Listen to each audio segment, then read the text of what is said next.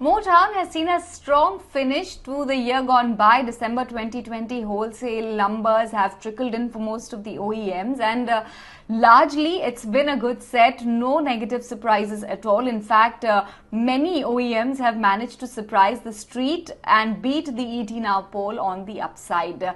So yes, better than expected numbers coming in for most listed OEMs across segments.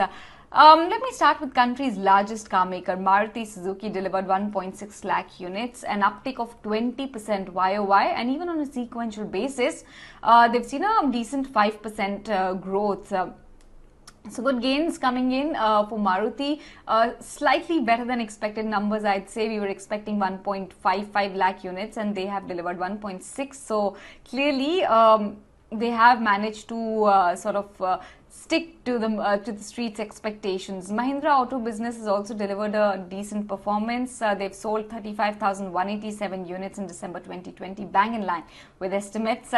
Tata Motors passenger vehicle segment has also registered good recovery and good set of numbers. 23,545 units sold by the company. The PV segment of the company, a solid 84% uptick on a YOY basis and 9% growth sequentially. So good gains coming in there as well. In fact, they've ended Q3 FY21 on a very solid note. It's been the highest ever sales for the PV business in the last 33 quarters. So finally, the tide seems to be turning in favor of Tata Motors auto business. Tractor makers, however, continue to see sustained and strong demand momentum. Escorts and M&M both delivered better than expected volumes. For Escorts, the number has come in at 7,733 units. For in fact, Escorts, this was the first month after the lockdown, after the pandemic, where the company was able to supply in proportion to the demand. Do remember, they've repeatedly talked about ramping up their output, but facing some supply chain constraints. So first time they've actually managed to deliver and fill that gap between supply as well as demand post the lockdown. The management also said that for Escorts, all macroeconomic factors remain in favor of continued growth.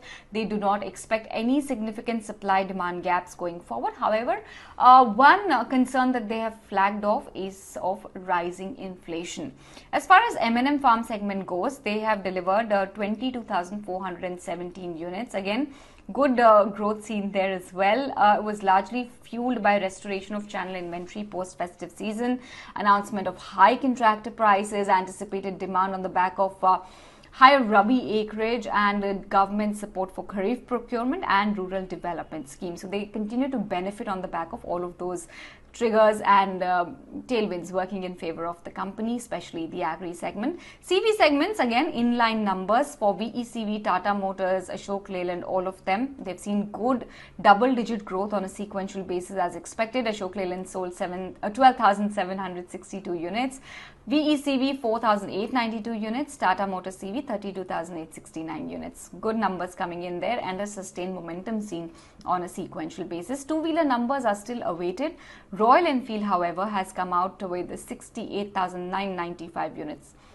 Very solid numbers, way better than what the street was expecting. So, good performance delivered there by the premium motorcycle maker. However, we still await numbers from Bajaj, MotoCorp as well as TVS Motor. Let's see how they will play out. But for now, it's looking like a good set, a good end to the year 2020 for Motown.